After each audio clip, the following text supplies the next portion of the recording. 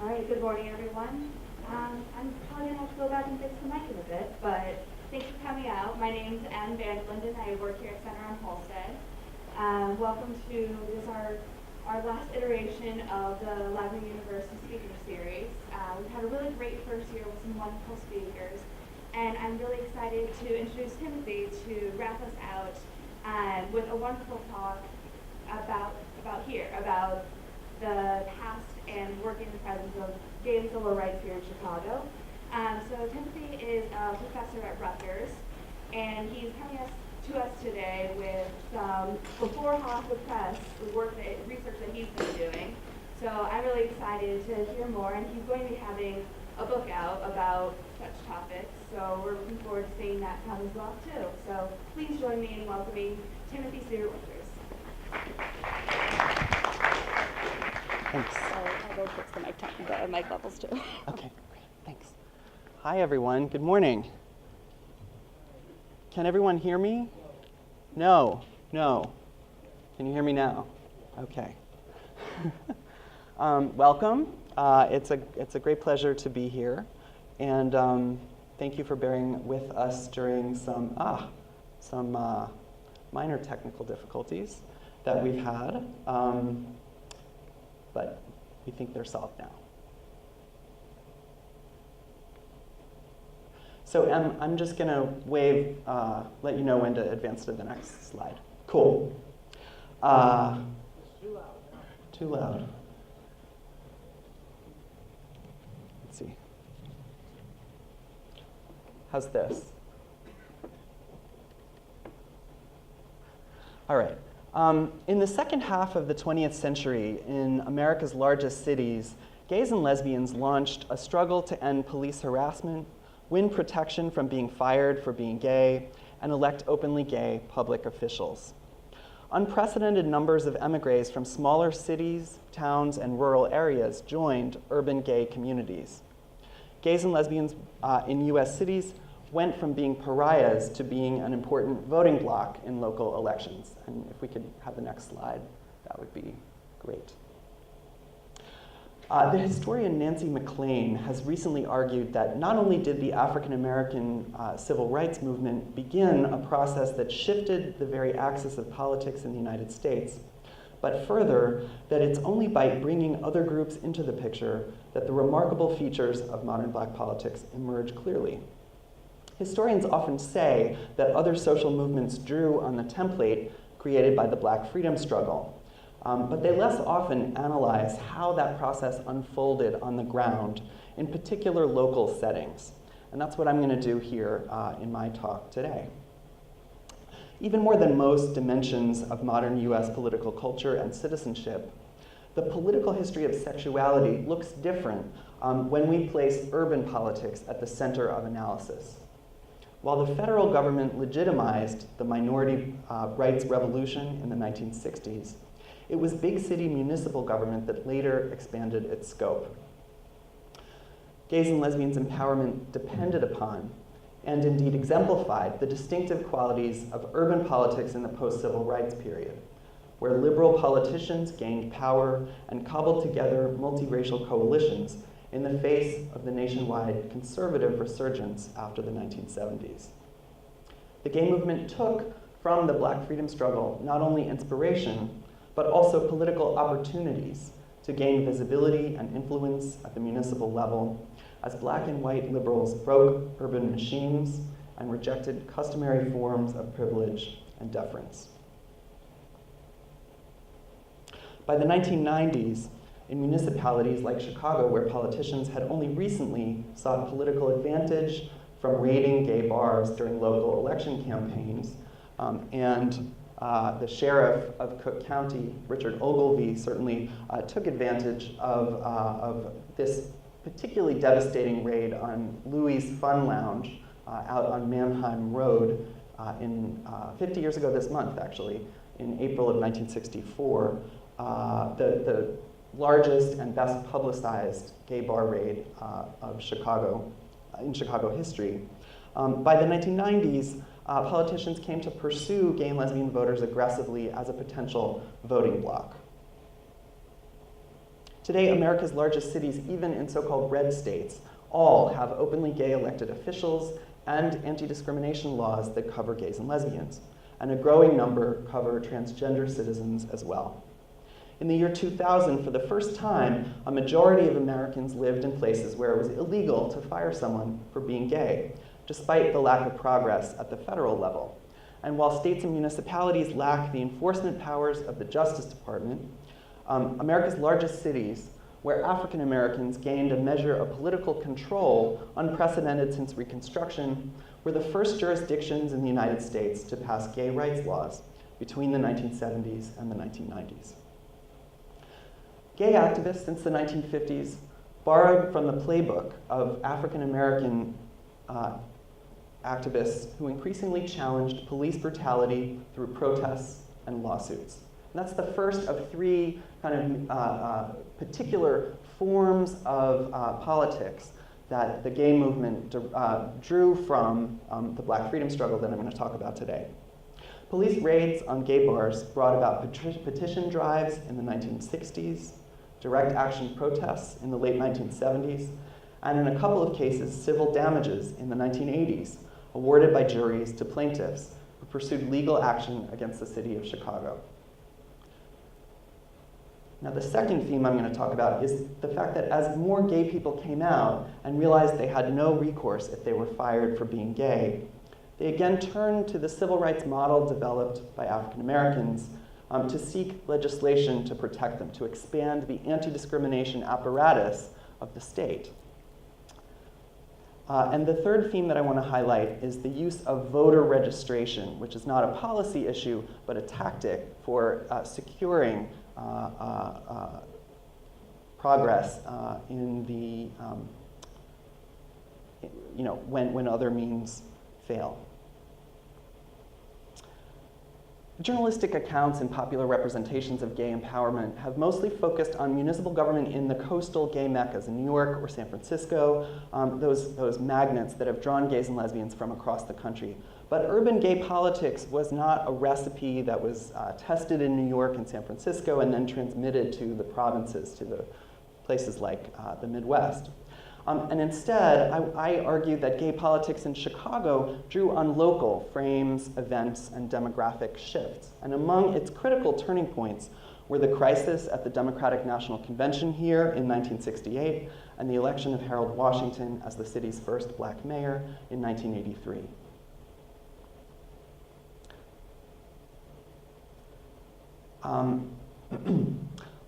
So first, I'm going to turn to this issue of policing, my first theme. Long before equality for gays and lesbians emerged as a subject of national debate in Washington, there was a politics of urban gay rights, where activists demanded access to public spaces and protection from aggressive policing. We tend to forget that the homophile movement, which is what the gay movement was known as in the years before Stonewall, was in large part a movement against the police.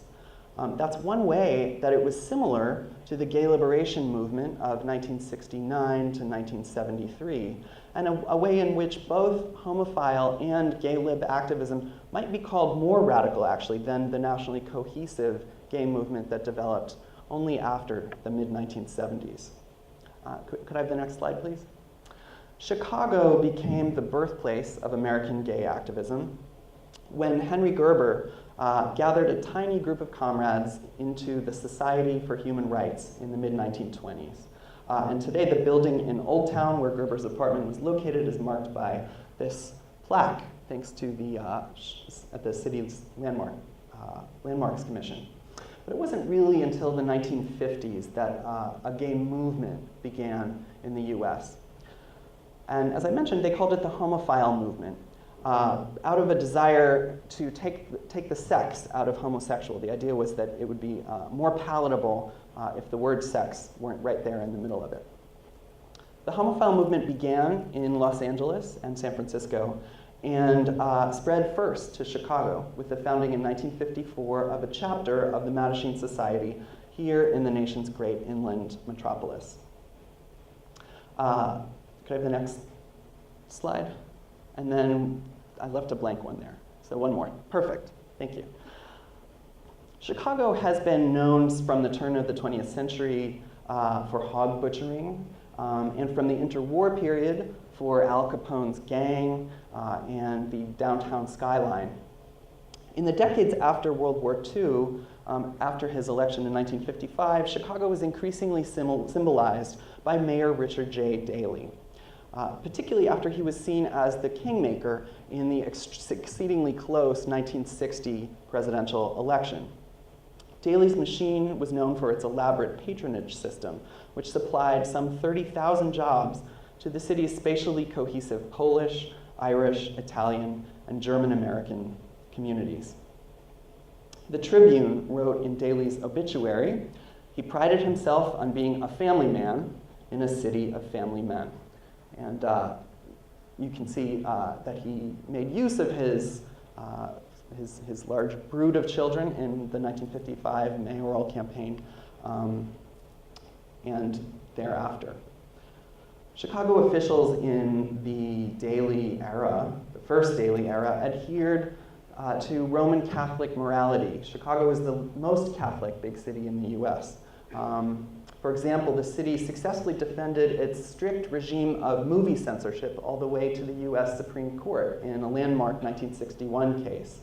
And the city also invoked obscenity statutes to confiscate certain issues of Playboy magazine, even though the city was home to Hugh Hefner's Playboy Mansion and was the birthplace of this symbol of the sexual revolution. Next slide, please. As a number of historians have shown, until the late 1950s, gay life was more strongly associated with the African-American South Side than with any other part of Chicago. In 1960, the Chicago Defender, the city's leading black newspaper, called Finney's Ball, which was an interracial drag ball held each Halloween, the most talked about and best attended event on Chicago's South Side. Black pastors, too, were, if anything, more liberal than white ones on the matter of same-sex desire. As late as 1970, Jet magazine covered a black lesbian couple who held a wedding ceremony at a South Side gay bar. In the 1950s and 1960s, however, Chicago became increasingly racially polarized. And this is, a story that's been told, but I'm going to rehearse it a little bit just so that I make sure that everyone's aware of it. White Chicagoans violently resisted African Americans who moved beyond the boundaries of the vast and overcrowded all-black slums on the south and west sides. By the mid-1960s, some black activists also began to chafe against the representation that they received from black elected officials on the city council. Black aldermen were in effect handpicked by Mayor Daley and turned out their constituents to vote for machine candidates, loyal to Daley. They were rewarded only with timely garbage collection and snow removal, but not decent jobs or decent schools for their constituents, and certainly not the army of patronage jobs that Daley supplied to white ethnic voters. Now, in this era, there were two successive incarnations of the Mattachine Society, founded in the 1950s, and this was not a particularly good time to be gay in the United States. Could I have the next slide? A particularly brutal killing of 3 boys in 1955, whose bodies were found in a ditch west of Chicago, led to a manhunt in which gay bars were raided.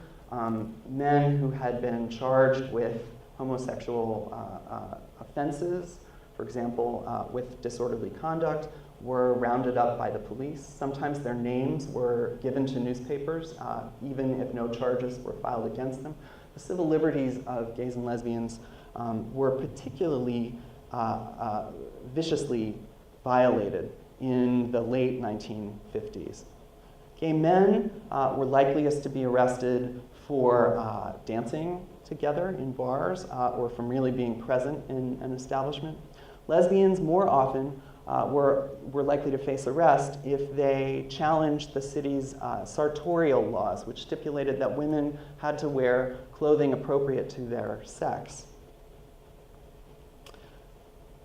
The next slide, please.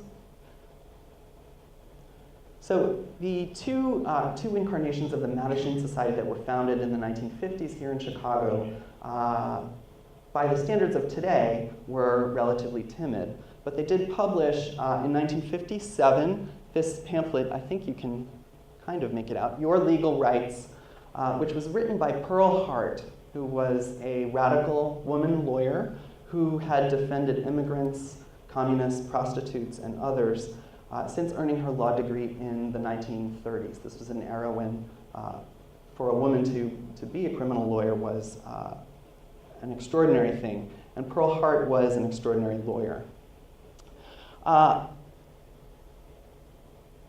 In 1960, Mayor Daley turned a police corruption scandal into a chance to tighten his grip on the Chicago Police Department. He appointed a criminology professor, Orlando Wilson, as its chief. Wilson was credited by whites, and particularly by white sort of newspapers and policing experts, for reforming the police department. Chicago's had sort of periodic attempts to reform police corruption since Prohibition, when it became sort of the most notorious and corrupt department in the country. But Wilson's tactics, as the historian Andrew J. Diamond has argued, brought in an aggressive style of policing, a more aggressive style of policing, which made challenging beat cops a primary means of demonstrating manhood, as well as a way to claim the role of defending the community for young African-American men who encountered an overwhelmingly white police force in their neighborhoods.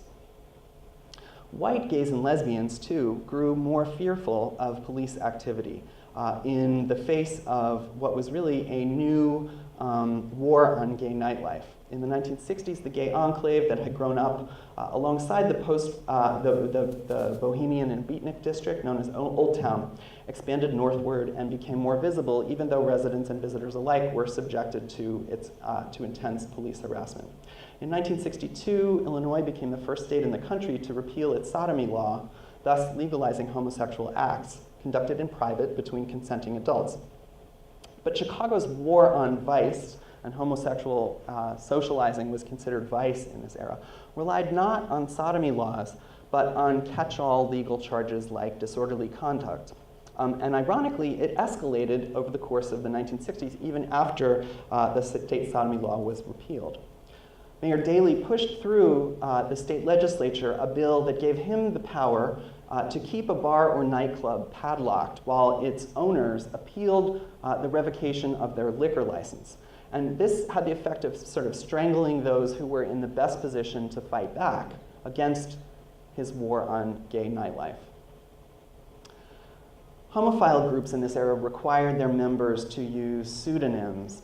And I want to stress that gay mobilization took forms that might be hard to recognize today. So here's a story that Suki Delacroix collected and published in his series in Outlines a decade or so ago. Bell and Howell Corporation, a leading manufacturer of motion picture cameras, including the 8mm model with which Abraham Zapruder inadvertently filmed the assassination of President Kennedy. Bell and Howell moved its plant from the north side to Lincolnwood, a suburb 10 miles northwest of the Loop during the Second World War. And Suki Delacroix interviewed a former employee in the 1990s, and I'm going to read a bit from what she said. Quote, "There was a girl who worked at Bell and Howell out in Lincolnwood, and she was black and gay, and she did the interviewing. There was almost a whole production line of cameras and projectors that was nothing but gay girls. She made it her business to hire every gay girl on the South Side that she could hire. So a lot of us got in at Bell and Howell."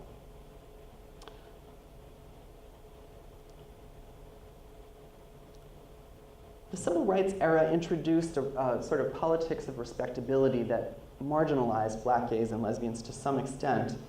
Yet Chicago's black press encompassed a sort of complicated range of sexual politics in this era. There were even black writers who opposed open housing laws on the grounds that they could conceivably force middle-class blacks to live side by side with white no-gooders, which included homosexuals.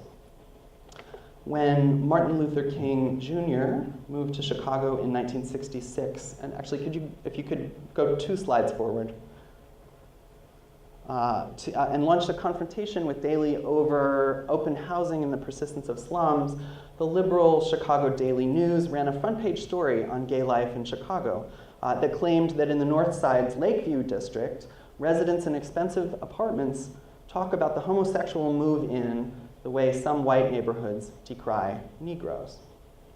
On the other hand, when the president of Chicago's tiny chapter of the Daughters of Bilitis, a mostly white female homophile organization, sought publicity, she had luck with only one newspaper, The Crusader, a militant black paper on the South Side, which ran a story about the Daughters of Bilitis under the headline, "Local Lesbians Also Fight for Integration, an Open Office Here."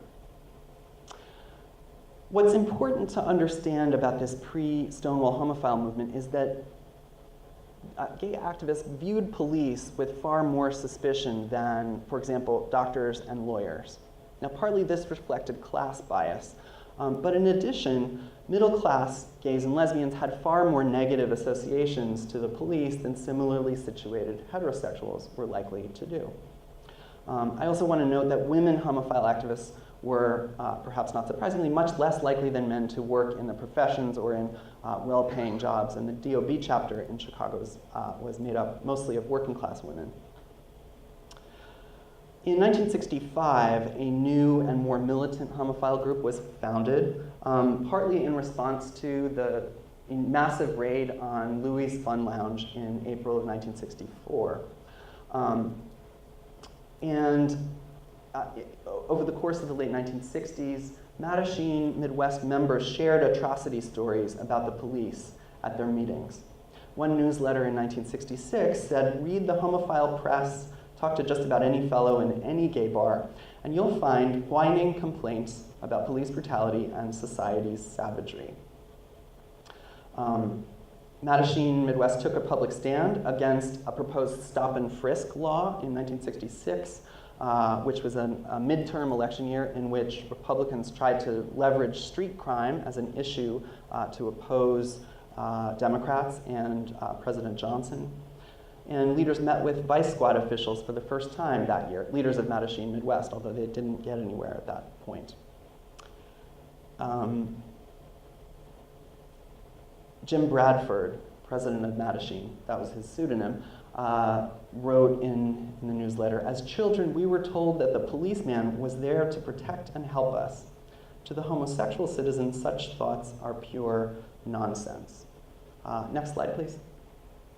This is that cover article in the Chicago Daily News in '66 that I mentioned, which stressed the relationship between this emerging homophile movement and the police. Police watch homosexuals hangouts here. And one of the ironies that Lois Willie focused on in her article was the fact that the gay movement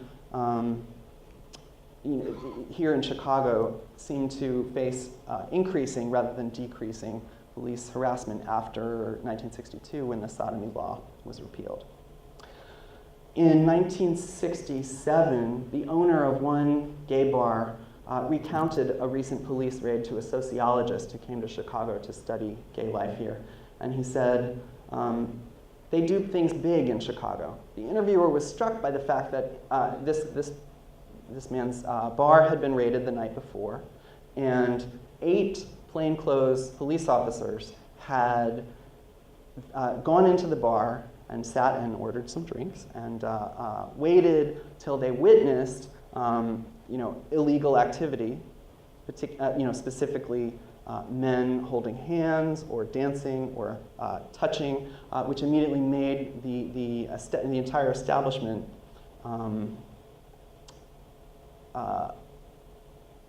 subject to being raided. Only 10 people were arrested in this raid, and 8 cops had supplied the evidence by going in beforehand to do this plainclothes surveillance. He said, they do things big in Chicago, you know, that these 8 cops had various ethnic and racial backgrounds and sizes and ages and types of costumes. There is no such thing as a safe bar in Chicago today, in contrast to several years ago. Although the 1969 Stonewall Uprising in New York spawned the first organizations that promoted gay liberation, in Chicago, local events were even more influential in radicalizing Chicago's homophile activists. And the year 1968 marked a turning point here. Next slide, please. The police violence at the Democratic National Convention in August of '68 shook the confidence of local elites in the Chicago Police Department and energized radical critics of Mayor Daley, both black and white. The Chicago Convention also transformed the ability of homophile activists to win sympathetic coverage from the press. 5 days before the start of the convention, Chicago police raided 2 of the biggest, most crowded gay bars on the North Side and arrested 17 patrons and employees.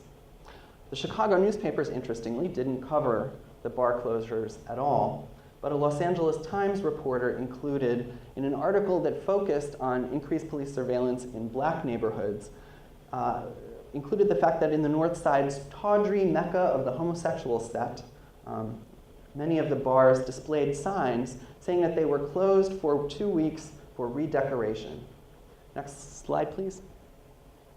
That's this article on how Chicago was, the site of an extraordinary amount of police surveillance during the convention.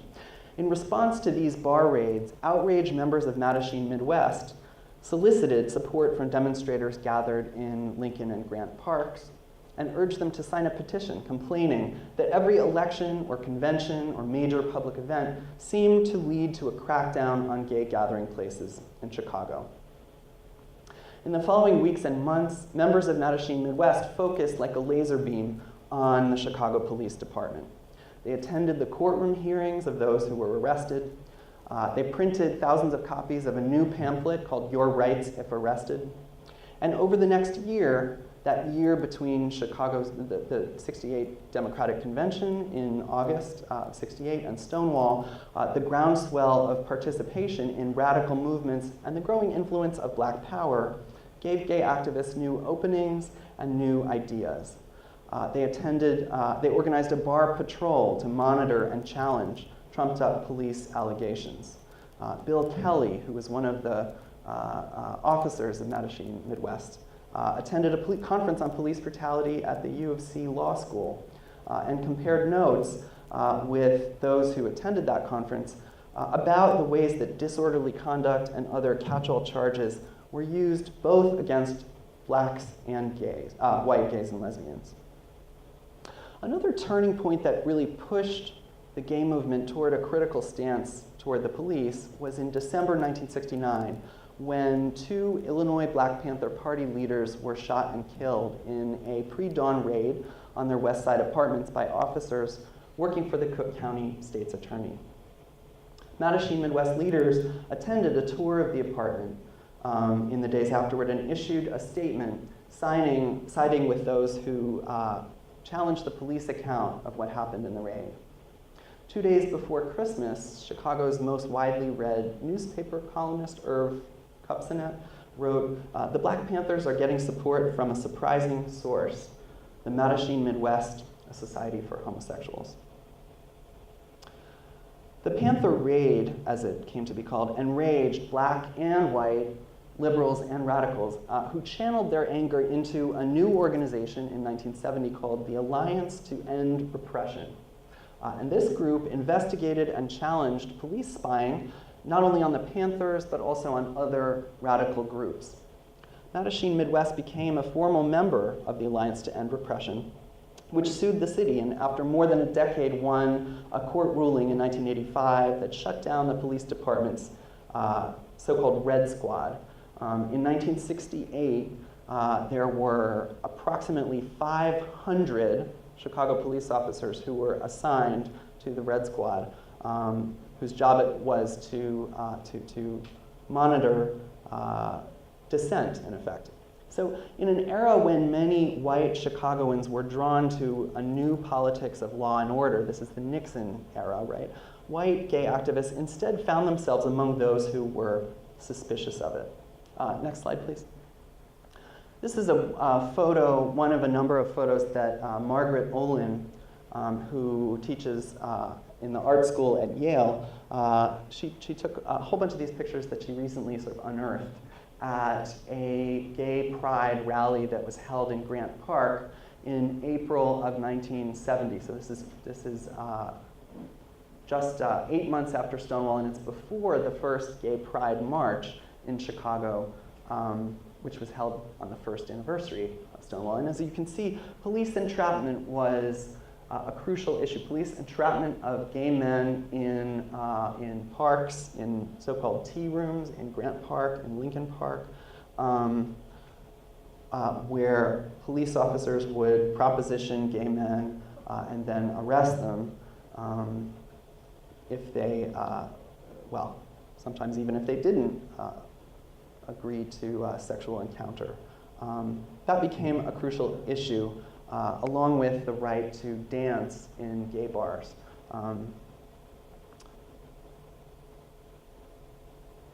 At the same time, this moment around 1970, a couple years earlier, a couple years later, there's another shift that's occurring. As gays and lesbians are beginning to consider disclosing their sexuality in more spheres of their lives, to their friends, to their family members, to their employers, what activists called coming out of the closet, activists began a process of reconceptualizing as discrimination what had been a very common experience of losing one's job after being outed, okay? So here too, there was a sense of borrowing from both the Black freedom struggle and from women's liberation activists who demanded equal access to good jobs and framed this as a political issue. So if we could go 2 slides ahead. I stuck another blank one in there to note the transition to, from talking about police to talking about expanding the state anti-discrimination apparatus. And this is sort of my second theme in terms of how the civil rights movement paved the way for the gay movement in the late 20th century. In 1971, Chicago Gay Alliance, which was sort of a successor, not exactly a successor organization to Mattachine Midwest, but it was founded after the Stonewall moment, and began to challenge the state to protect the rights of gays and lesbians. In 71, the CGA asked the Illinois government to prohibit job discrimination against both homosexuals and single persons.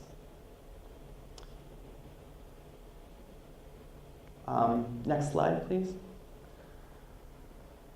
The city council at this moment was considering adding sex to the city's anti-discrimination ordinance,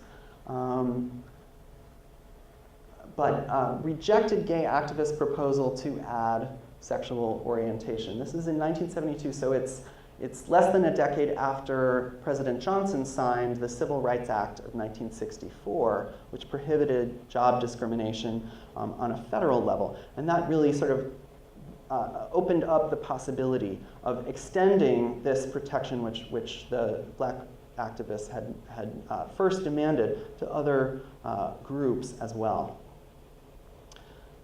Next slide, please.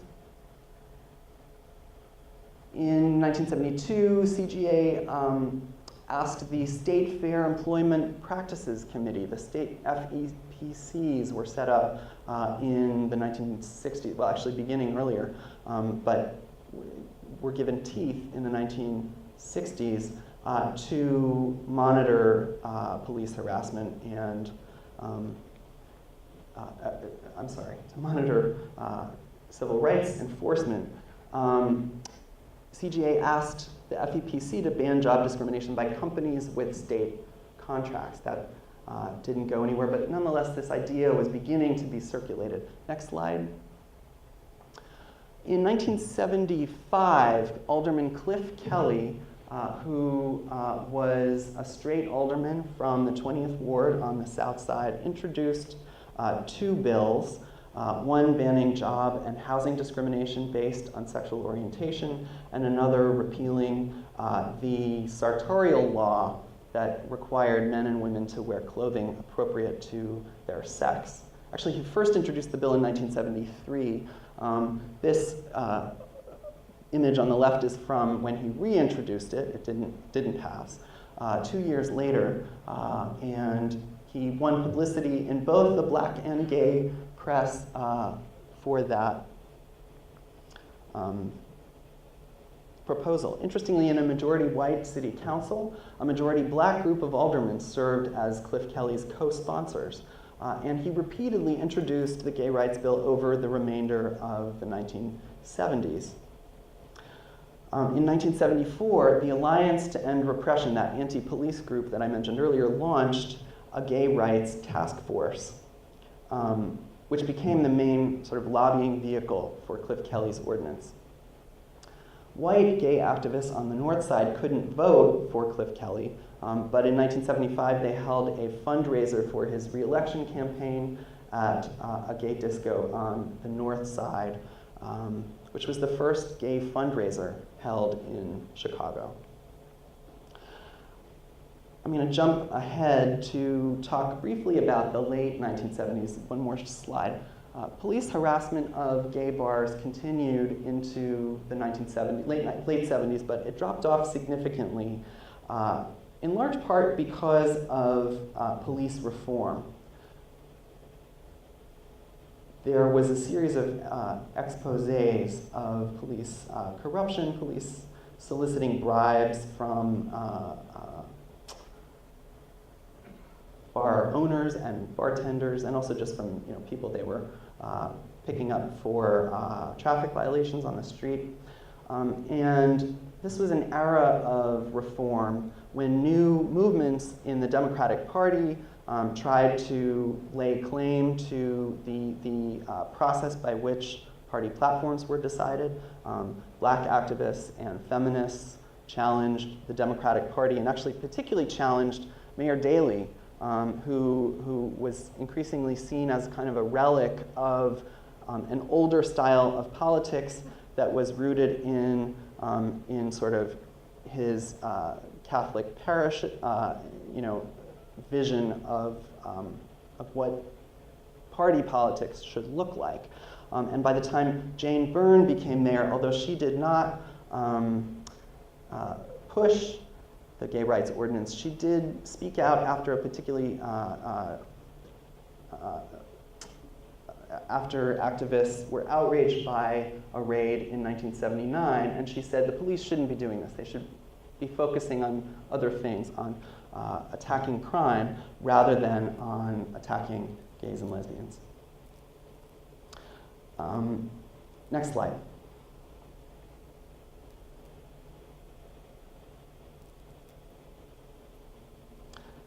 In major US cities,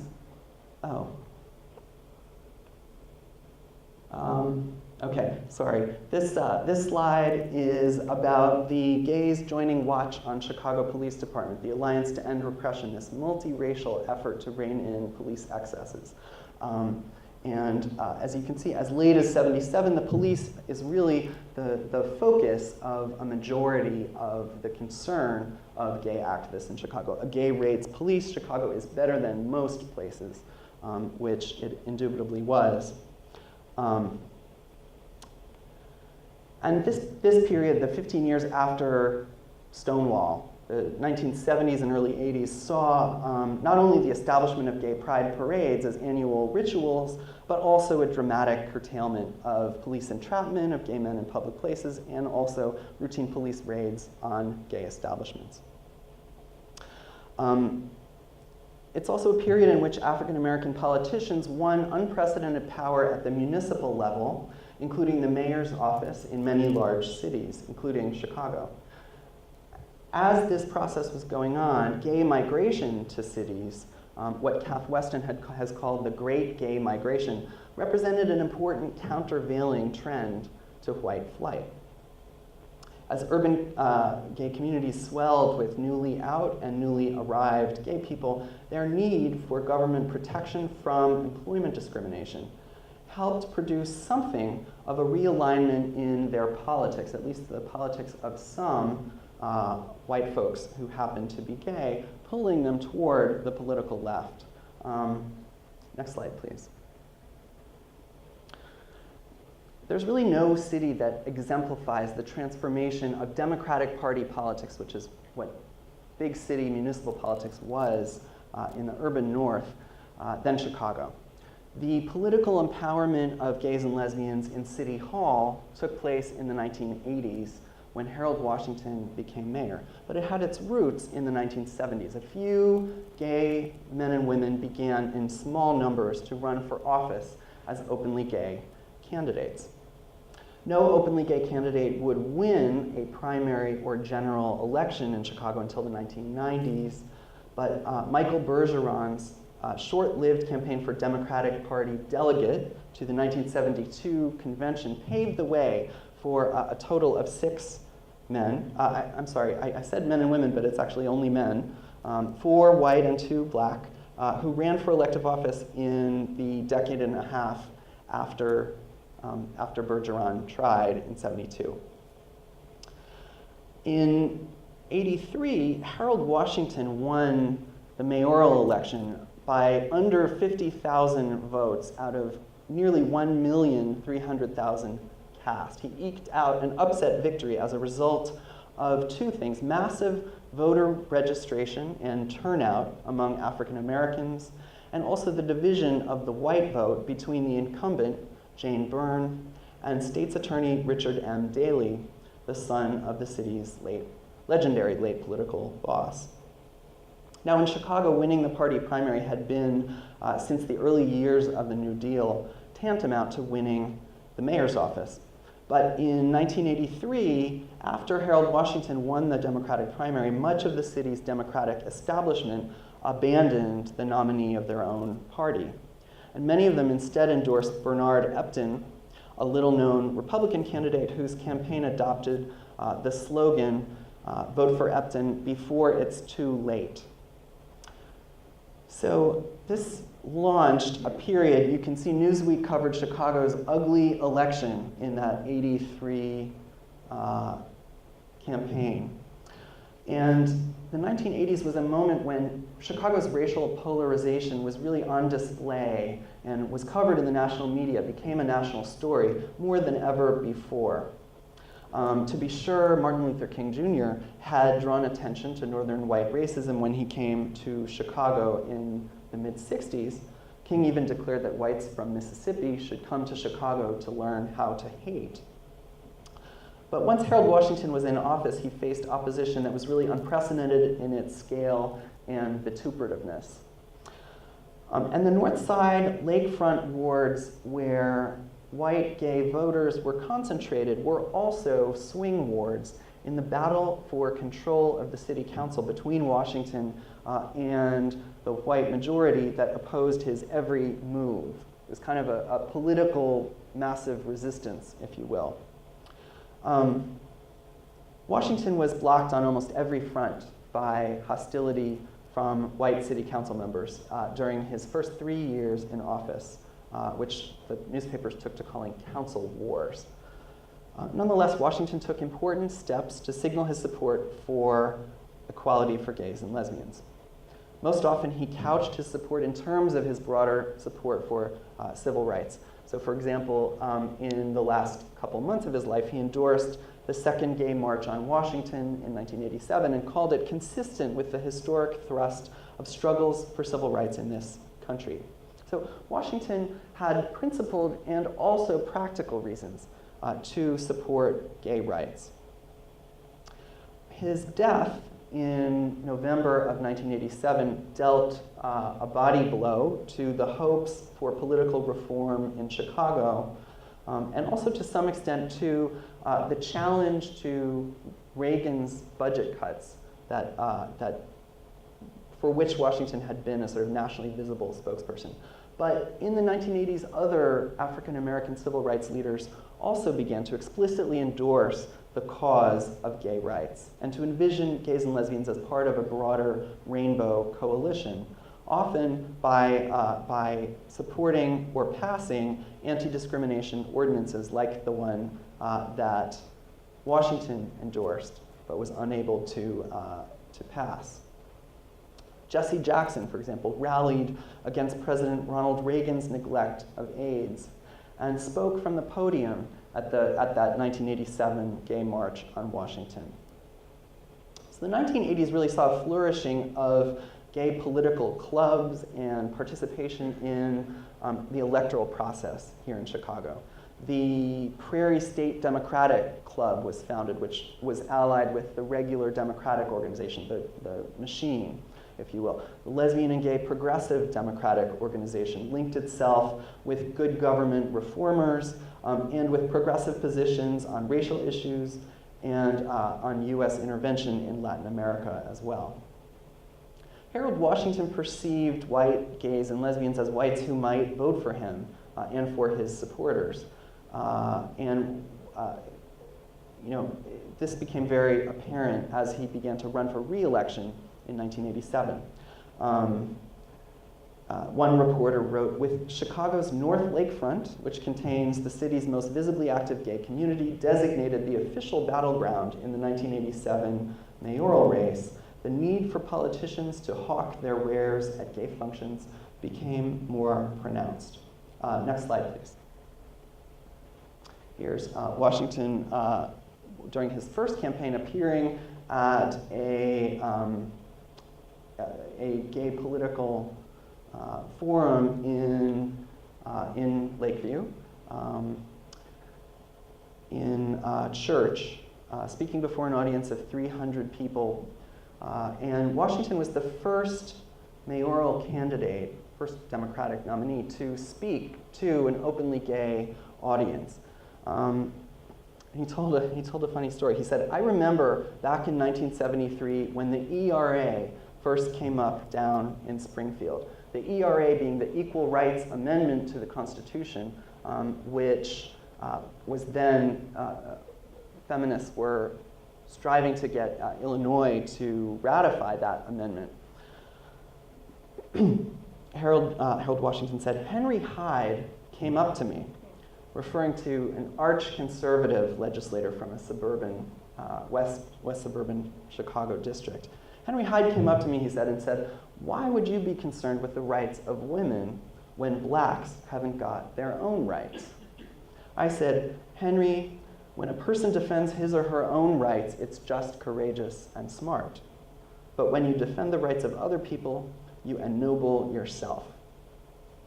Washington acknowledged that Chicago gays and lesbians had suffered at the hands of brutal policemen, but he cited his decade-long record of support for state and federal bills to protect gay men and lesbians from job discrimination, and asserted that as mayor, he would fight for the gay rights ordinance that's been pending before the council for so long, because he said he supported the rights of all people, philosophically, legislatively, activistically, and otherwise.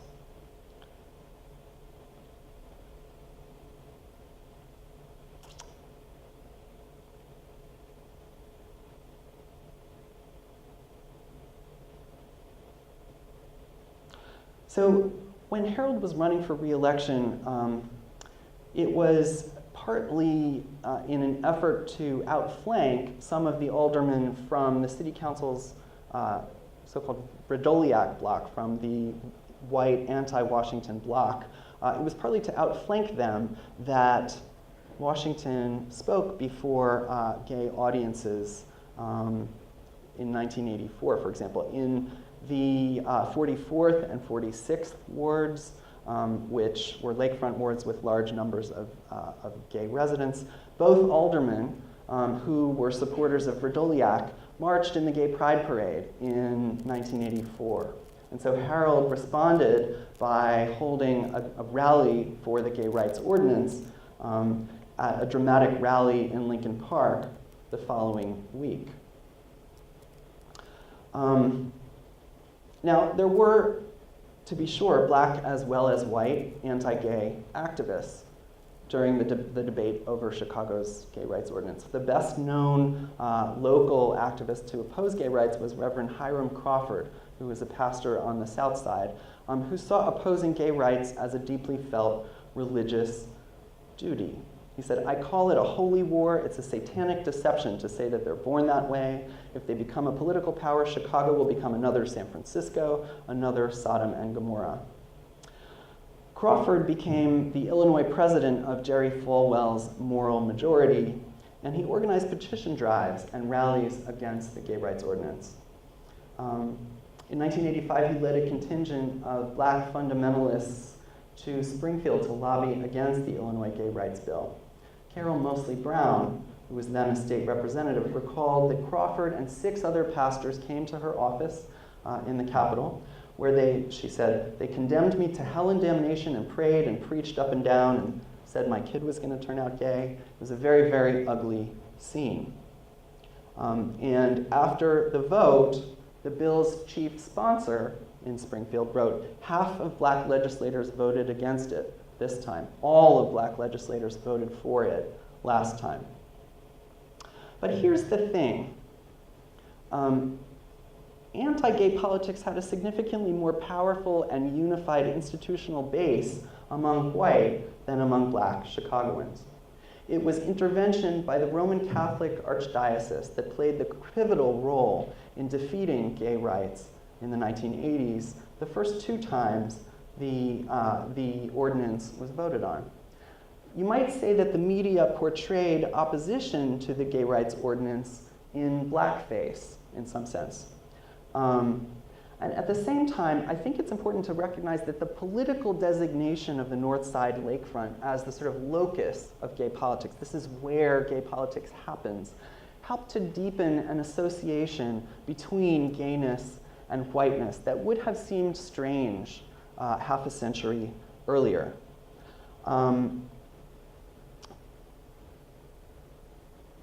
In the aftermath of Harold Washington's death, there was a scramble to kind of claim his legacy and pass his remaining agenda items. And Eugene Sawyer, who became a sort of anointed successor to Washington, declared that although he had voted against gay rights the previous year, he would now, as mayor, push hard for its passage if he were selected as mayor. So for Sawyer, who was a black machine-allied alderman, supporting gay rights was a way to burnish his image as someone who could cement Washington's legacy. The gay rights ordinance was one of relatively few policy measures backed by Washington that came to fruition after his death. His economic agenda emphasized job creation and economic development in the neighborhoods rather than in downtown, and a manufacturing retention policy whereby the city worked to prevent plant closures within the city limits.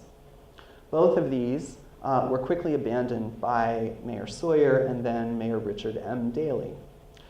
By contrast, the job and housing protections passed in the 1980s were followed by domestic partner protections and other pro-gay municipal policies in the 1990s. Next slide, please. One of the things that is often forgotten about Mayor Richard M. Daley, who has been portrayed since he left office as a kind of pioneer on supporting gay rights, and he was the first sitting mayor to march in the Gay Pride Parade, and he did support those domestic partner protections and other pro-gay policies. People forget that he actually had an extremely tense and combative relationship to the gay movement during his first term in office, and it particularly had to do with city funding for AIDS. If you think about ACT UP, the AIDS Coalition to Unleash Power, which is often, its history is often told as though it only existed in New York and San Francisco, and its only opponents were New York City Mayor Ed Koch and President Ronald Reagan and President George H.W. Bush. In Chicago, ACT UP's primary target was Mayor Daley.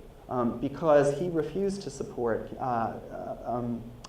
increases to the city's aid spending, which was very low compared to other cities of its side. You can see here Danny Sotomayor holding up a banner at I think it's at a gala that Daley is attending, kind of zapping him and saying, "Daley, tell the truth about AIDS." We have another banner here, "We demand equal health care now." ACT UP also targeted institutions like Lymphomed, which was a suburban Chicago pharmaceutical company that had essentially price gouged on the drug most often used to treat PCP, the most common opportunistic infection that people with AIDS would die from, and also targeted the American Medical Association, which is headquartered here in Chicago. And there was an enormous protest in 1990 where lots and lots of people were arrested. Next slide. There's no question that gays and lesbians were empowered as never before over the course of the 1990s in Chicago. But what I think it's important to remember is that the history of gay politics in Chicago really can't be separated from this city's most distinctive trait in kind of world historical terms, which is this is a city with extreme and persistent racial segregation. What we might call ethnic-style gay mobilization, which is a form of politics that relies on residential concentration and community-owned businesses. That form of politics is an imitation of the strategies that ethnic and racial groups have used to mobilize in this city. But it also intervenes in racial politics itself. The spatial grounding of gay politics on the largely white North Side lakefront contributed to the marginalization of black gays and lesbians in a city that continued to be so extraordinarily racially segregated. Today, the dominant image of a gay neighborhood is an upscale, highly commercialized gayborhood, like this one, site of high-priced condominiums, gift and tourist boutiques, and entertainment venues. And indeed, places like Boys Town have come to appear as a kind of natural template for emancipated gay life. And by the way, this idea actually reversed older notions about the relationship of sexuality to urban space. In fact, in the 1964 essay in which the British sociologist coined the term gentrification, homosexuals made an appearance in the euphemisms of Cold War sociology, the marginal men, the various security risks. But, and this is telling, Glass didn't situate them among the gentrifiers, but rather among the many inner city residents who were likely to be displaced by gentrification. We often talk about gay migration and residential concentration as if it were fundamentally different from familiar and normal processes of urban change. But really, it's a part of the larger story of the economic trajectory of cities like Chicago. Gay empowerment took place under Mayor Richard M. Daley in an era of urban renaissance on the North Side lakefront, which transformed and gentrified these lakefront neighborhoods on the North Side. The degree of racial segregation in metropolitan Chicago, or what sociologists call hyper-segregation because it's so extreme, has remained almost totally unchanged in the 1990s, since 1980. And I think it's important to think about what it means for the city to spend $3.2 million in 1998 on a streetscape renovation project in Boys Town, which cements the notion of gay politics as ethnic politics, and also represents a form of neighborhood economic development, supports the interests of business owners in this neighborhood. I'm not saying it shouldn't have been done. I'm not saying that it was done for evil purposes, but I think it's important to think about what the costs are as well as the benefits of the forms that gay mobilization has taken. And I also think we need to bring gender back into how we think about this, this story. Many lesbians in the 70s and 80s devoted their activist energies to the women's health movement, to abortion rights, or to pay equity for women, rather than issues directly connected to the concerns of gay men. And beyond this, I think the fact that Boys Town is the kind of iconic political achievement of the gay movement in the 1990s in Chicago should be understood as reinforcing not only racial segregation, but also the male domination of the gay movement. The kind of rhetoric of gay clout, electoral clout, rooted in this strategy of residential concentration, reflects differences between the ways gay men and lesbians have related to urban space. Lesbians are less residentially concentrated than gay men for lots of reasons. And I also think, next slide, please.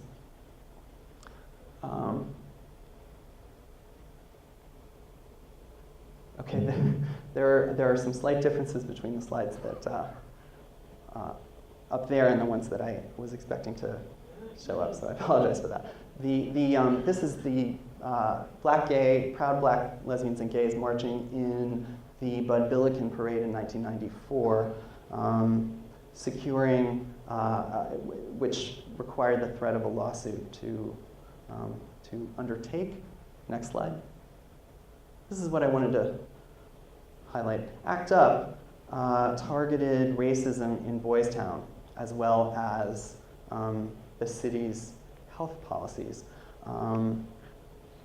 And I think there is both room and need for a lot more research on how the AIDS crisis changed the relationship between black and gay politics. And that's actually the subject of a new project of mine, which I don't have time to get into in tremendous detail, but I want to sort of gesture at. Next slide.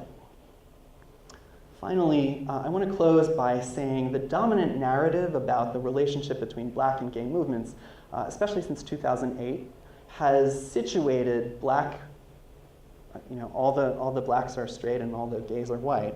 The black and gay activists appear on either side of an inevitable chasm that's unbridgeable in the future precisely because it has no past. My alternative narrative instead casts black gay activists at the intersection of two largely urban communities and social movements that became central to a left liberal electoral coalition. And I think it's important to recognize that the marginal status of black gay people in contemporary public discussions of both race and sexuality is neither natural nor inevitable, as the dominant narrative suggests, but rather is the contingent outcome of particular historical processes. When we write queer history, we need to take more seriously the notion that we are everywhere. Even in the personnel department at the Bell and Howell Lincolnwood plant, we need to tell stories not only of who's finding sex, love, work, and freedom in Boys Town, but also ask who's getting asked to show extra IDs at the door, and who has no way to get all the way back home when the bars close. By the same token, when we write black history, we need to think not only about who's going to work, but also whose gender nonconformity makes finding work nearly impossible. Not just who's going to church, but who's listening to the preacher in silent terror in the back pew, and who's slipping out afterward to change out of choir robes into a club outfit. I want to close there, and there's time for questions. Thank you very much. And again, thanks for your patience with the technical difficulties. Questions? I can see some of you, but not all of you. Yes? Taking some of your themes a little bit further, in the recent history of both civil unions and historically those of the American Equality Movement, we saw the same sort of bifurcation, both of the African American community and larger segments of what would be the liberal. How does that ongoing transition sort of take place within the context of your research? Right? We're still seeing African American pastors fairly etc., sort of still being the bulwark of the South Side church-going community, conservative, yet progressive movement? Yes, absolutely. I guess my first thought is that we need to think about the turn to marriage as the central issue in gay politics. In some ways, making marriage the central issue enabled the movement to kind of move the bar on other issues, and for politicians to say, I support X, Y, Z, I support anti-discrimination protections, or I support better policies on HIV and AIDS, but I don't support that. I think marriage is also an issue that is very easy to frame as a moral question rather than a question of rights, and I think that it's not as easily kind of assimilated to a civil rights framework as job discrimination and protection from police brutality are. So I think, I don't think that's the whole story, but I think that the history of the turn to marriage, which was partly driven by the movement, but also partly driven by anti-gay politics, right? By the passage of DOMA and DOMA-like legislation in Washington and in Springfield. There's a lot going on there, and that's just a gesture at an answer. Do you have further?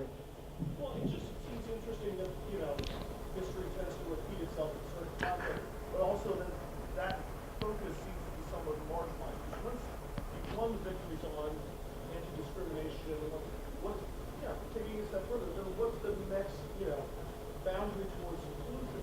What makes those groups get back either together or just go off and live in their separate neighborhoods and whatnot? It's another feature of marriage equality that you either have it or you don't. And once, unlike, for example, poverty or access to healthcare, right? It's an on or off kind of thing. So I think that's a very good question. What does the movement do next? Yes? Since most of the churches still practice bigotry against JBL people, do you hear about allies that are willing to speak truth to power when there are these people who sit silently in terror and have to listen to these ministers when Jesus said not one word against homosexuality? That's a very important point. When Coretta Scott King announced her full-throated support for gay rights, she did it here in Chicago in, I think, 1995.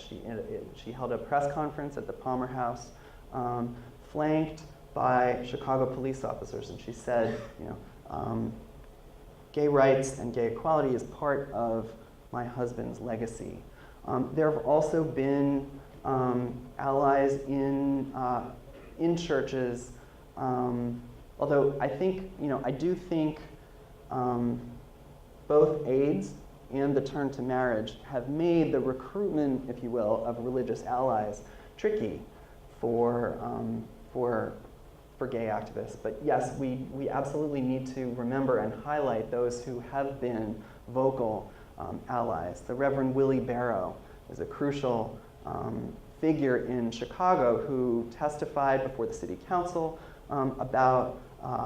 in support of the gay rights ordinance. She spoke up about AIDS in the churches on the South Side after her own son Keith Barrow died very early in the AIDS epidemic. And if I hadn't been trying to cover so much ground, I would have highlighted her more. There were other hands. Jeff? So this is a great presentation, and I have a lot of questions, but I'm going to ask just one.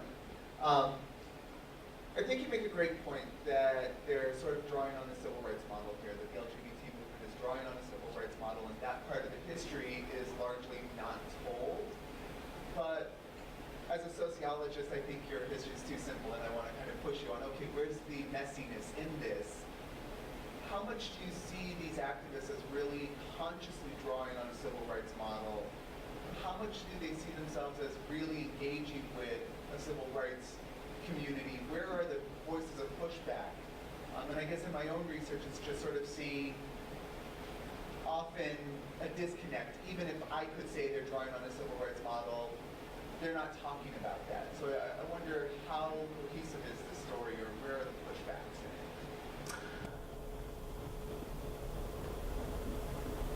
in it? Where are the pushbacks Within the LGBT within the LGBT community? Yeah. Are they thinking that they're doing what you're saying they're doing? Right. You know, it's complicated. You know, as you've alluded to. I think, I guess my first response is that up until the mid-1970s, when policing really is the overarching issue for the gay movement, at least the gay movement in cities, you know, which is as opposed to in Washington, D.C., where gay activists get no traction of any kind. It really is the case that the civil rights movement is talking about police brutality and police harassment in a way that no one else is. And so in 1970, 71, 72, gay liberationists on the North Side go to police community relations meetings, and they hear Latino activists talking about particular incidents of police brutality and writing down, you know, the badge numbers of the officers involved and collecting them to give them to the precinct captain, or the police captain, district captain, that's the word. And the gay liberationists say, we need to do this too. We need to take this strategy for policing the police. In the case of passing anti-discrimination ordinances, I mean, they're literally amending existing civil rights laws. So I think there, you know, there's no question that they're piggybacking in a very direct sense on the anti-discrimination apparatus of the state. I think today's movement, it's more complicated because marriage is so central, and to some extent also because AIDS is central. Some of them are saying that they're doing what I'm saying they're doing. Some aren't. That's true. As a historian, I'm, you know, people don't always like the interpretations we offer of their actions. What can I say? Great question. There were other hands. Yes. Sorry, just talking a little bit about gentrification. Yeah. There was a group meeting here some time ago.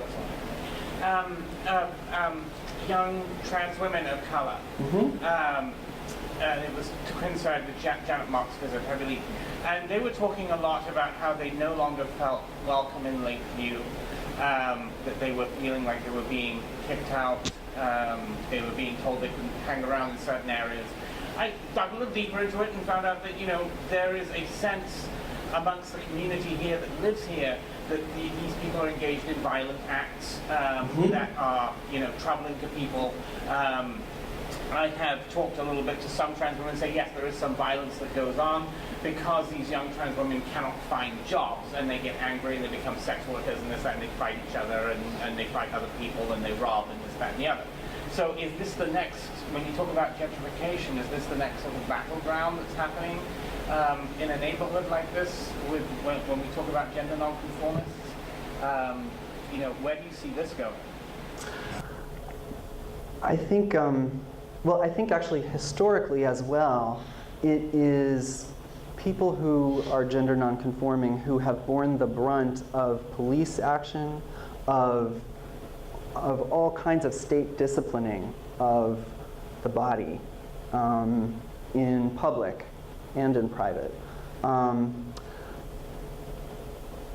It makes sense to me that it would be trans folks or genderqueer folks who are kind of the tip of the iceberg of tension between property owners in Lakeview and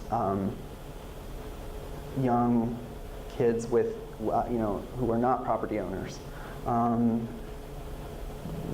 What, I'm not, historians don't like to make predictions, but I certainly think another trend that we need to think about is the fact that this neighborhood, many people feel, is becoming less gay than it used to be. And the sense in which gay gentrification paves the way for straight people to move in, straight people who may, who bring with them their straight baggage, that may be another direction that the neighborhood history could take, or maybe not. Other questions? Yeah. Well, I'll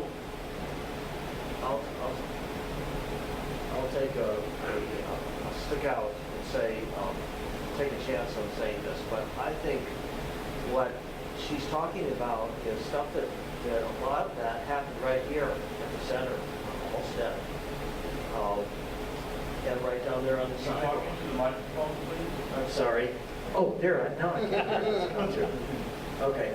What I was saying, I'll just take a chance by saying this. I was thinking that what this young woman here was saying was that what she was talking about with transgender people and so forth and gentrification of the neighborhood, in actuality, I think a lot of that took place right here at the center on Halsted, and right out there on the sidewalk, for one thing, that's in front. And so you could probably, I don't know all the details about that, but I do know that there's a sign out there that says, a new sign, relatively new sign that says no loitering out here and no smoking. And so you can probably find out more about that situation just by talking to people here at the center on Halsted.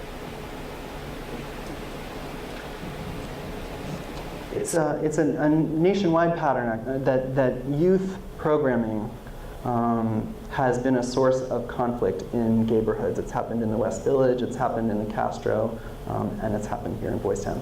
That particularly since the dominant sort of business is bars, right, which people under 21 can't get into, and can't necessarily afford to patronize even if they could.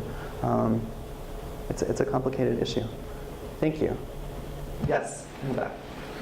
But really part of the issue here is the lack of availability of social services for LGBT persons of color in some of the neighborhoods where they live. Mm-hmm. So there's this need to come to this neighborhood.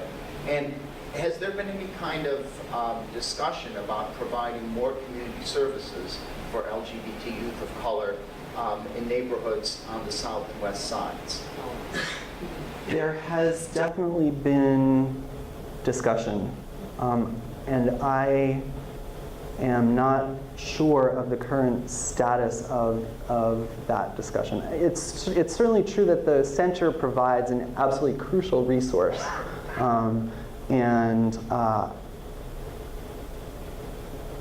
it's here, which is great, but it's also complicated. And because we are everywhere, like I was saying. Someone else may know more about the current status of. Yeah? Sure. I'm a social worker at the University of Chicago. We're actually starting a drop-in center for LGBT youth on the south side right now, but I would also say just in general, there's a lot of adaptations that happen on the ground much more fluidly in churches and youth programs on the south side that are not given the sort of formal recognition that a place like this in our Halsted is. And in many of those spaces are just as credible and important as programs like Howard Brown. And there are programs like that right now where we have spaces in Bronzeville, in Washington Park, where queer youth, mostly of color, are able to access, integrated services. So if you're interested in that, I'd be happy to talk to you more about that. Cool. Thank you. Other questions? Yeah.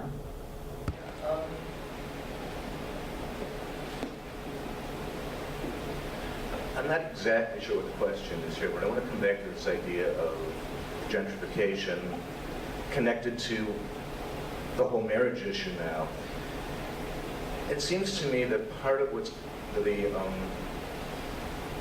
way the argument has been framed now, and I'm thinking back to the 70s and the Anita Bryant scare and the way in which arguments over gay rights then were framed, still being framed as a moral issue, but a moral issue in which gays were still outsiders. Whereas now the whole marriage issue, as much as anything else, is turning at least a certain segment of the LGBT population into insiders, into the mainstream, still leaving out transgender people and other elements of the population, but that phenomenon is happening. And there seems to me to be some relationship there between that and this process of gentrification in which white middle-class gay people became the emblem of, or the how gay is perceived. And that's actually what the question is, but I'd kind of be interested to hear you speak to that for a second. Sure, about the relationship of marriage to The whole sort of whitening, the whole racial issue, and I think there's a connection there. I'm not sure what it is. Yeah, I mean, so marriage is, well, first of all, marriage is an issue that single people are not. I mean, unlike protecting people from job discrimination, everybody needs a job, right? I suppose extremely wealthy people don't, but by and large, marriage is an issue that certain people, especially people with kids, or who are raising kids, it's extremely important to. Binational couples also, desperately need the right to marry. But marriage is a practice that is, associated with all kinds of signifiers of middle classness, and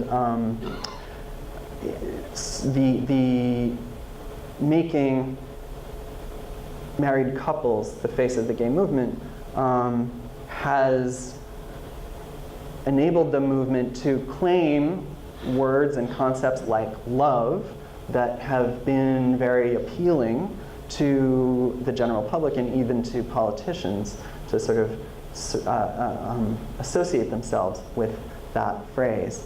But there are also costs, and especially around this question of visibility. I'm not sure,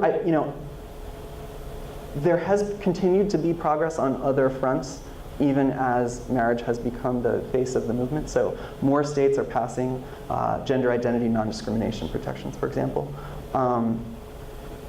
So I don't think that marriage completely makes impossible any other kind of issue,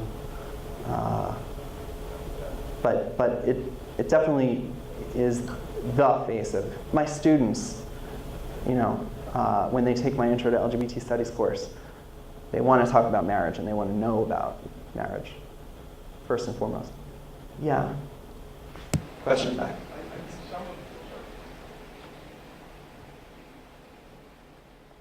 Some of this perhaps relates to what Jeff Cosby was asking you regarding taking a sociological view versus, quote unquote, an historical point of view.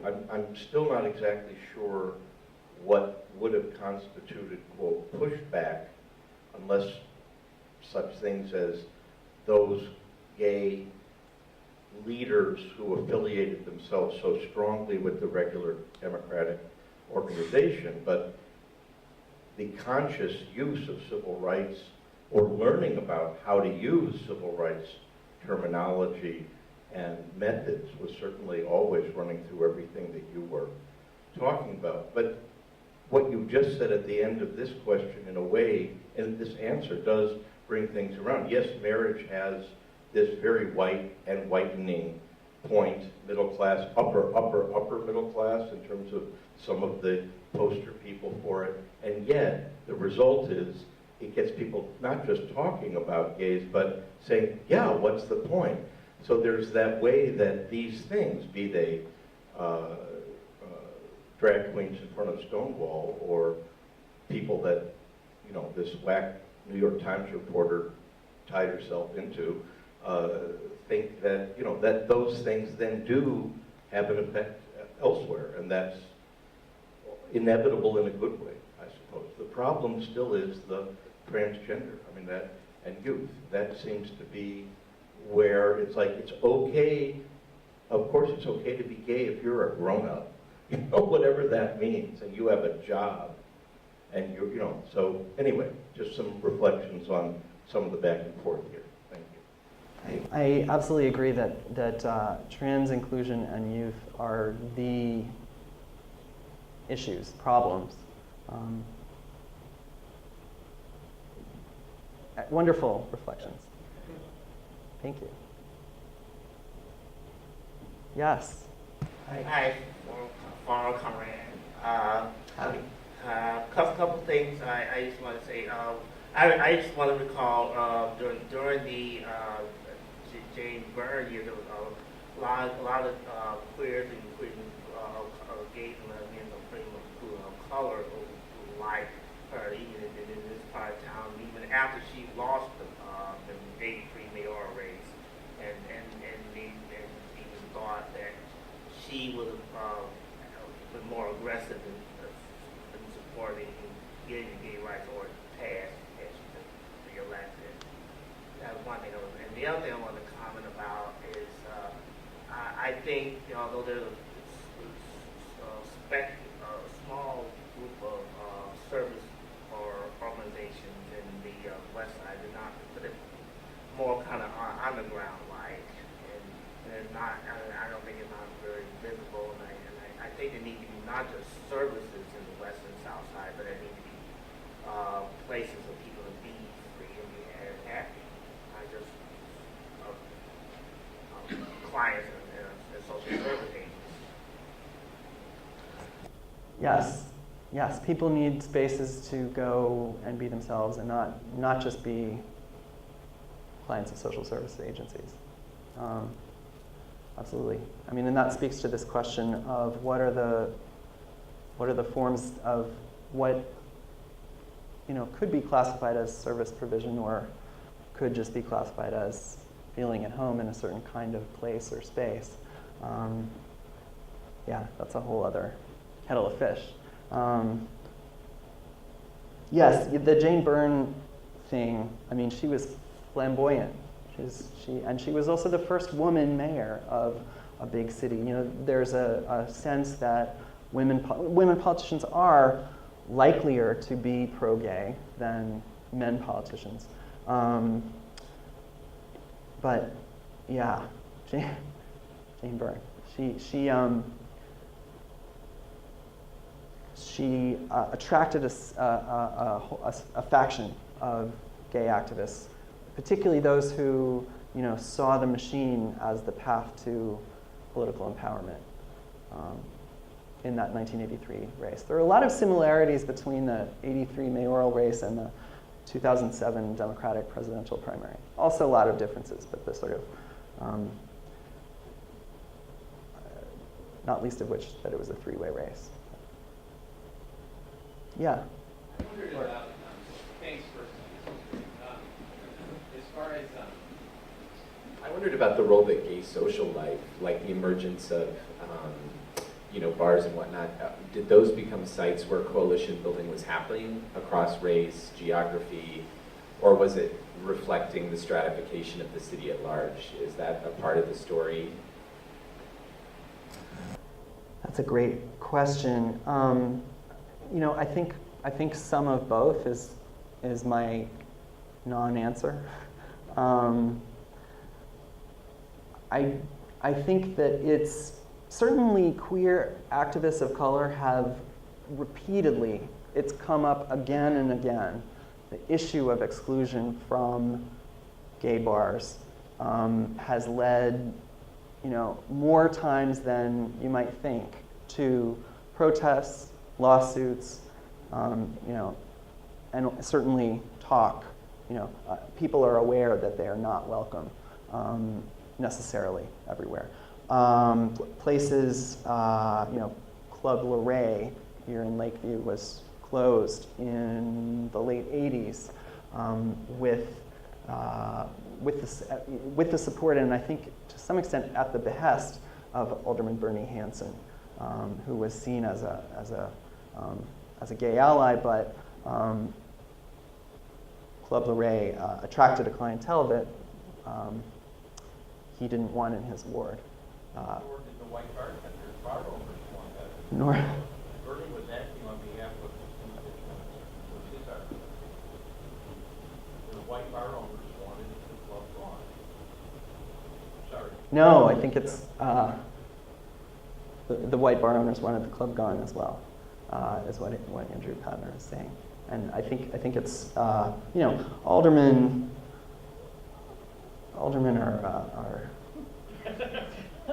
are a funny thing. Chicago has small wards compared to other city governments. Small wards cause corruption. It's a fact, and corruption has certainly been a recurrent problem in Chicago. And I was just reading yesterday there were proposals to reduce the number of aldermen in the 50s that went nowhere, from 50 to 35. So back to your question, social sites, bars and clubs are complicated. Bar owners, have often played a critical role in the movement. They running buses to the city council protests in the 80s. Certainly they are, like pastors in the Black freedom struggle in the South, they're people who don't have to fear losing their job for being involved in the movement, right? They're able to be fearless in a way that others aren't, and they've often been major contributors as well as mobilizers. But certainly there are questions of, recurrent questions of exclusion around gay businesses at the same time. I think, I don't know how long we're supposed to go on, but yes? Well, I've got a couple of pieces of trivia if you guys want to hear it. I've got a couple of pieces of trivia from the old days if you want to hear it. This is not, I'm not a historian, but the first one is that I remember in the early 80s when the homosexual population here was beginning to become visual, and people were beginning to recognize that these gay people lived here. And that these gay people lived here. I'm sorry, I don't do well with this microphone, but so there was an article was written in Newsweek magazine talking about this suburb, not suburb, but neighborhood in Chicago. This place used to be called Newtown, and they cited the name Newtown as being one of the centers of where gay people lived in Chicago. And as soon as that happened and was published, a whole bunch of people suddenly didn't live in Newtown anymore. And as a result of all this publicity, they changed the name of Newtown to East Lakeview. That's why we're living in, or why we're standing here in East Lakeview today. And then the other one that I wanted to tell you about was that a few years ago, Tracy Baim put out a book and a video on Chicago politics and the gay movement and so forth. And in the later 80s, people in the gay community started to complain about Mayor Daley's respect for gay people, and I think it was Lori Dittman, if I remember correctly, criticized Mayor Daley, and I think she probably did this in print. And then they advertised a meeting that they were going to have at Ann Sather's to talk about the relationship between the city of Chicago and the gay community.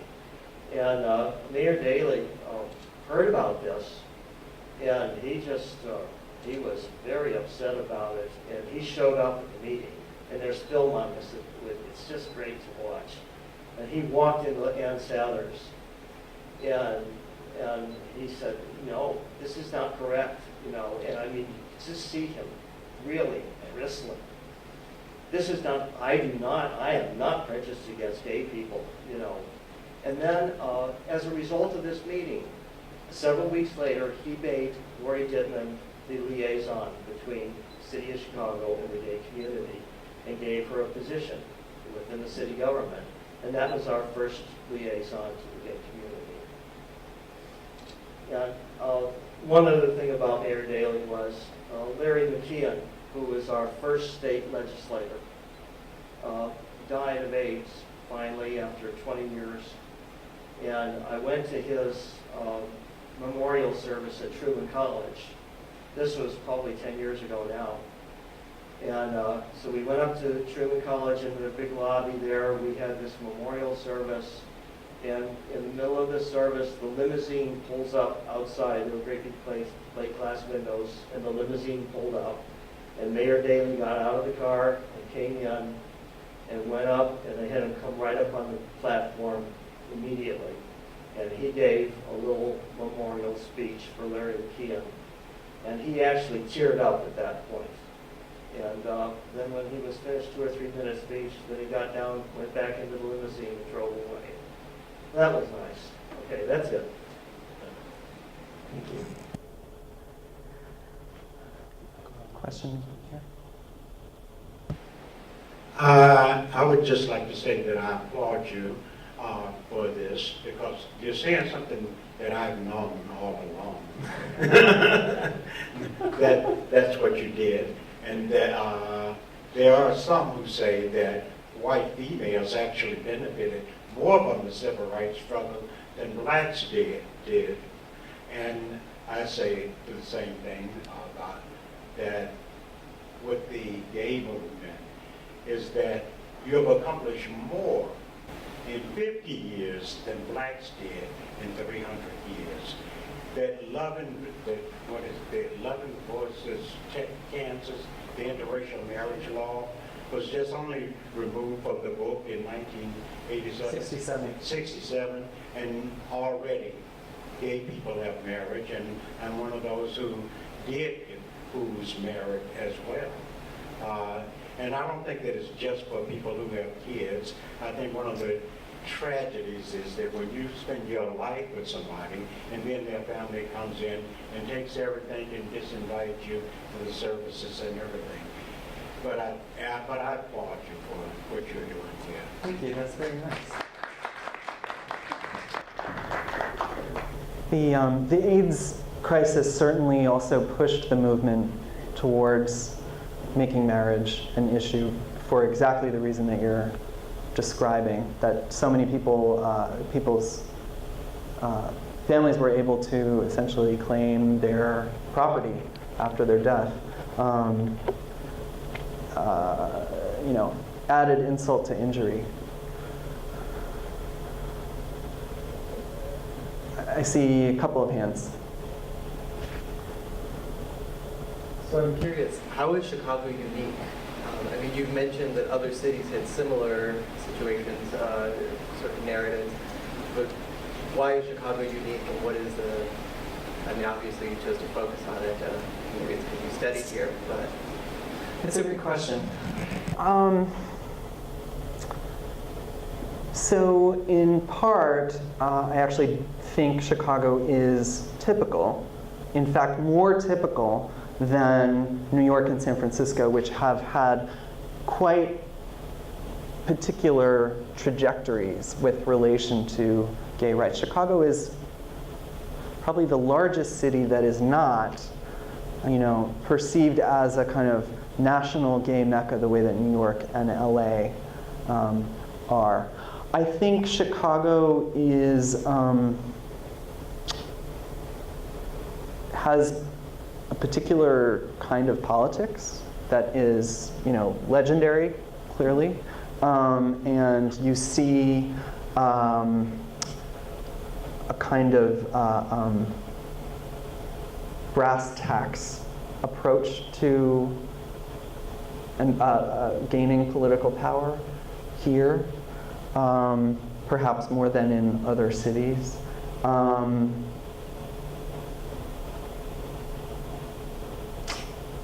It's Midwestern. It's the migrants who come here come from surrounding states, by and large. I grew up in Michigan. The Midwest has both progressive traditions and a certain cultural conservatism, which I think, ACT UP in New York had probably more members, perhaps more kind of purchase on a kind of countercultural ethos, and also had access to to money to a greater extent, because New York is the financial capital of the country. So I fear that's not much of an answer, but I actually do think Chicago is, the story here is similar to the story in many other cities. But because Chicago is so big, the American gay movement started here, and it's always been the kind of most important regional center, if you will. Uniqueness and representativeness, yeah. I like that. It's just another proof that farmers are gay. Further proof that farmers are gay. Could be. Thanks. Yeah.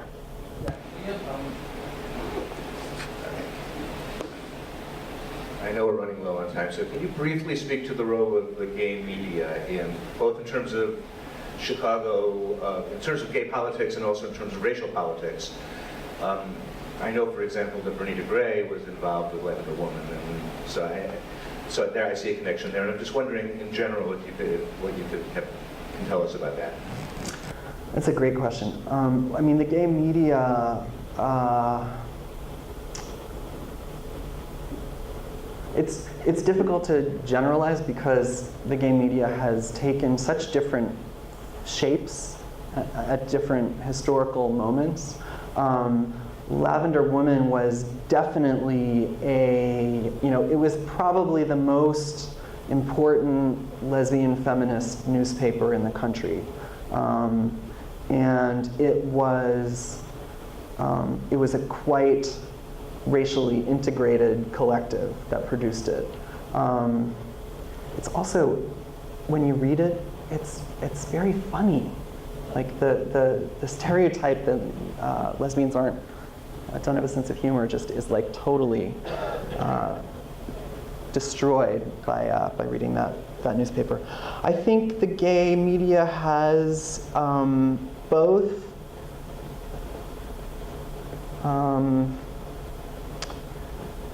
has to some extent had an interest in advancing the image of gay people as affluent consumers. Particularly the national gay media has often marketed itself to advertisers by saying you can reach an affluent clientele. And I think that hurts the movement in very concrete ways. Justice Scalia, in his dissent in Romer versus Evans, said, these data show that this is not a community that needs legal protection because they are privileged. Well, if you determined the income of Black Americans, part of the problem here is that gay people are very hard to count.